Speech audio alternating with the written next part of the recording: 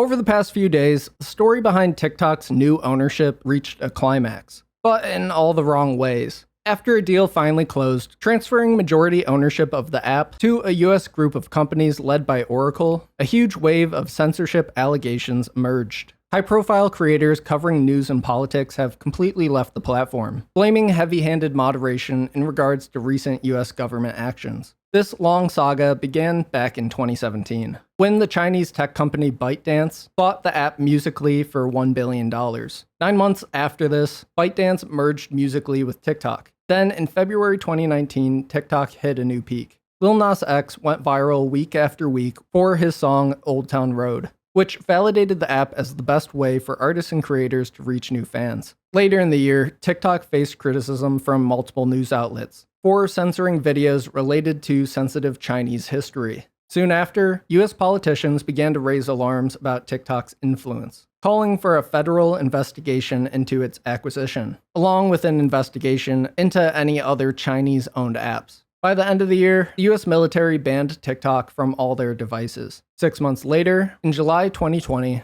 India banned TikTok due to a border clash with China. And Trump said he was considering doing the same as payback for COVID-19. In August, Trump banned American companies from doing business with ByteDance and ordered them to divest from TikTok's US operations within 90 days. Microsoft, Oracle, and Walmart expressed interest in buying the company, but no deal came around. TikTok, meanwhile, sued the Trump administration for alleged violation of due process in its executive orders. By November 2020, Joe Biden was elected president. Trump extended the divestment deadline and tried to push for a sale, but again, nothing happened. Once Biden took office, he postponed all legal cases involving Trump's plan to ban TikTok. However, 2 years into the presidency, in 2022, after some stories broke out of China-based ByteDance employees accessing the data of TikTok users and journalists, the FBI director raised national security concerns about the app. ByteDance reported firing 4 employees who accessed data on journalists from BuzzFeed News and the Financial Times, while attempting to track down leaks of confidential materials about the company. A few months after this, in February 2023, the White House banned TikTok from all government-issued phones. Then, a month after this, all the boomers in our government teamed up for one of the dumbest interrogations of all time.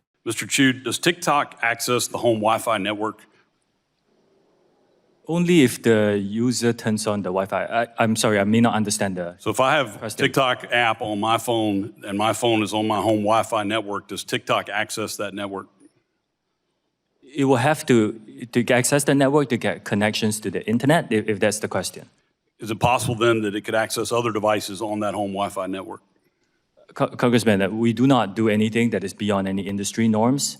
I believe the answer to your question is no. It could be technical. Let me get back to you. Okay, I'd appreciate it if you can answer that. Can you say with 100% certainty that TikTok does not use the phone's camera to determine whether the content that elicits a pupil dilation should be amplified by the algorithm? Can you tell me that? We do not collect body, face, or voice data to identify our users. We do not. You don't?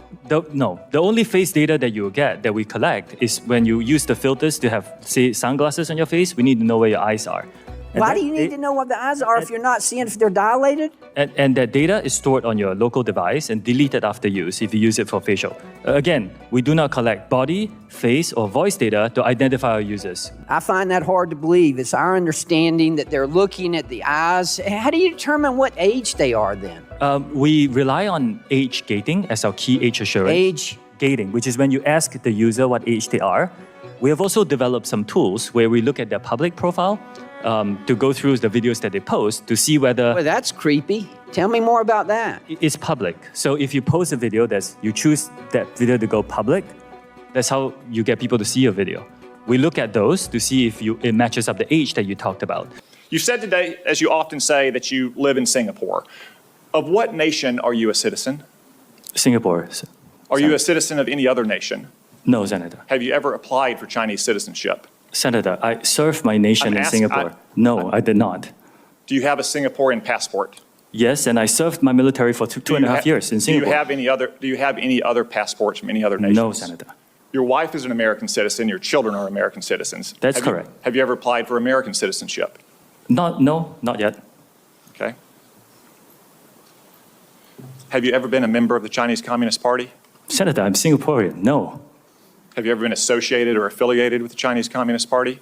No, Senator. Again, I'm Singaporean. 1 year later, in March 2024, a bill to ban TikTok or force its sale to a US company passed through Congress. A month after this, Biden signed the bill. Notably, this came from the Democrats, after pro-Palestine videos were trending big on TikTok. Rather than address the genocide, they just decided to ban or censor the app altogether. TikTok responded by suing the federal government, saying the law was unconstitutional. After this, the presidential campaign heated up, and both Trump and Kamala started posting a ton on TikTok, making it clear they didn't really care the app was owned by China. Both parties just wanted control over it. Later in the year, on December 6, 2024, a federal appeals court upheld the TikTok ban law. Before the end of the year, Trump asked the Supreme Court to pause the potential TikTok ban so he could pursue a political resolution to the issue. Unfortunately, no pause on the deal came around. And on January 17th, the Supreme Court announced the TikTok ban was set to go into effect 2 days later on January 19th.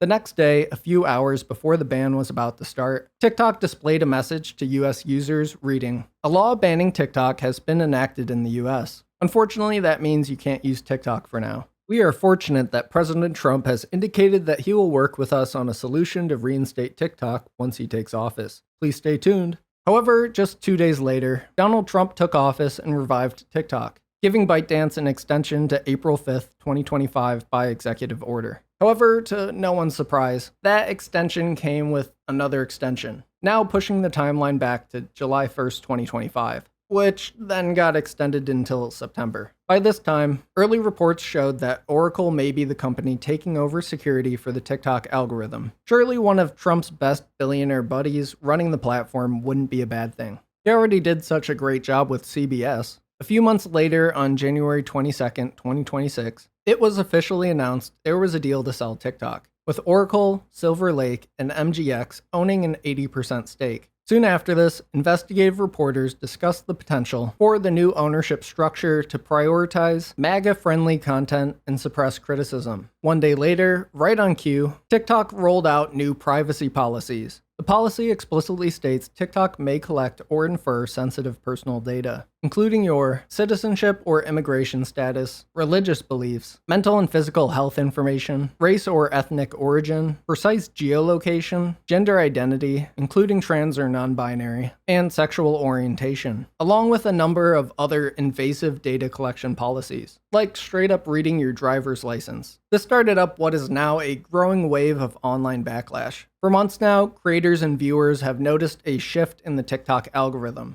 which has caused unpredictable engagement and earnings. Part of it may be due to recent mass layoffs within the company, replacing thousands of human moderators with AI. However, at the start of the year, many news creators on the platform reported their views being limited whenever they posted about the US and Venezuela. This censorship has led some creators, like Dylan Page, to announce their departure from the platform. Over the past 2 days, following the sale of TikTok to Oracle, journalists, creators, and viewers started reporting even more blatant examples of the app silencing them. Actress Megan Stalter noticed this after trying to upload an anti-ICE video multiple times, with it not being shown to a single person. She and others announced on Instagram they'd be deleting the app. Journalist Taylor Lorenz says, "It's becoming almost impossible to talk about news because you say the wrong word and you're basically punished. And the appeal system, it's useless." Just taking a look at Twitter, there are millions of people sharing a similar experience. I cannot post on TikTok. All my videos are stuck at 0 views. Seems to be a site-wide problem.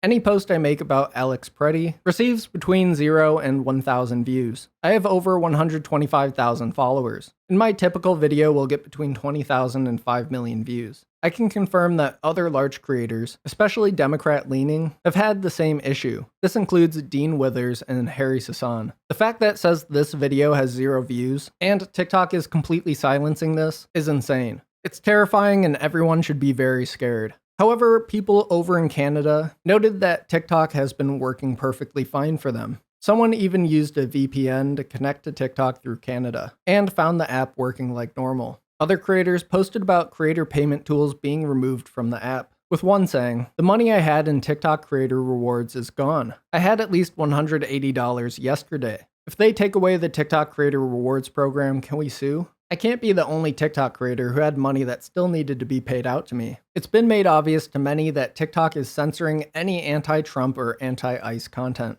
blocking creators from even uploading to the For You page. Viewers say the new algorithm now shows zero news or political content. One writing, "TikTok is not loading comments, notifications, following, or followers, reset my For You page, and is showing me a bunch of MAGA propaganda and AI-generated videos." The ongoing criticism has led to people begging China to buy TikTok back. Some people noticed that even the NFL page was not getting views, which made some people suspect the app was just broken altogether. However, people quickly noticed that the American version of TikTok was completely censoring any mention of the word Epstein in their DMs. At this point, I genuinely don't even know what's going on with the app anymore. This wrinkly-ass billionaire, Larry Ellison, bought TikTok and began mass censorship against critics of Zionism. The TikTok CEO even admitted it recently, that they consider it as bannable hate speech.